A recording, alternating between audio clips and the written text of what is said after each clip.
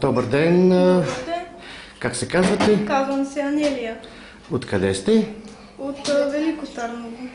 Кажете малко, кога се роди вашето детенце, как се казва то и какво после стана, когато се роди? То се роди на 25 октомври. Роди се с този дефект. И когато се роди, в родилното, то беше недоносено. Плюс той, с дефекта, беше в кувьоз. И винаги, когато отивахме да го видим, все ни предлагаха да го оставим в дом. Кой ви го каза това? Акушер, гинеколозите там, още като родих, какво ще го правите? Ще го давате ли в дом? Викам, не. Детските лекари, той беше в кувьоза, Я да го видим него. Ето го вече е опериран. Да, нямам това. Така. И всъщност тогава се наложи да се подпишете, че се отказвате временно от него, докато се оперира, така ли? Да, пратиха ни в социални грижи, пуснахме, то даже беше писменна молба. Да.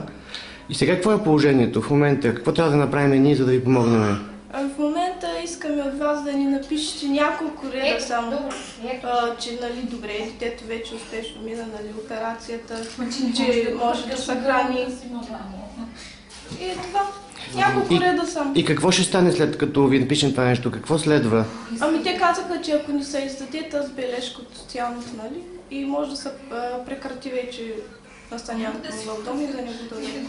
Така ни казаха. Иначе, ако не го дадем това нещо? Ако не го дадете, ще остане там 6 месеца и чак след това ще ни го дадат. Евентуално пак ли? Не е сигурно? Сигурно е. Да. Защото вече съда го определи. Ясно. Мерси много за вашето свидетелствуване. Ще се... всъщност тук имаме съседно бебе, което не е имало такъв проблем, такава история. Не сме питали майката дали е съгласна. Съгласна съм, не е проблем. Да. Аз също имах предложение, но го отхвърлях категорично. Така ли? Да. И вас ви казаха, че може да го оставите, защото... Да, защото е с дефекти. Да. Няма да мога да се справям едва ли не с този проблем. Но аз бях борбена и казах твърдо, че няма да го оставя и се го взе. Да, и не съм направила грешка, че си го гледам.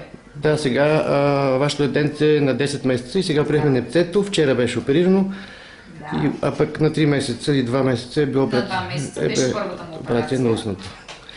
Добре. Няма последствия от нея, така че мога да кажа на всички родители, които с такъв проблем, да не решават да се оставят децата в домове. Мерси много.